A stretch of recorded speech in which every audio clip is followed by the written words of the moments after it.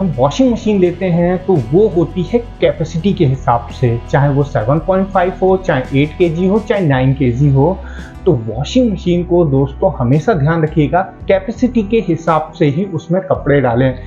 थोड़े से कम ज़रूर हो जाए मगर ज़्यादा कपड़े मत डालिए। इसको कहते हैं लोड के हिसाब से। जितनी आपकी वॉशिंग मशीन का लोड है उतना ही आप कपड़े डालिए। अगर आप उससे ज़्यादा कपड़े डालते हैं तो वॉशिंग मशीन की जो वॉश मोटर होती है उसकी बेल्ट पे फ़र्क पड़ता है और ड्रायर में भी दिक्कत होती है जब आप कपड़े वॉश या ड्राई करते हैं तब। तो दोनों अगर सेमी वॉशिंग मशीन है, चाहे आपकी टॉप लोड वॉशिंग मशीन है, तो उसमें एक्स्ट्रा लोड मत करिए।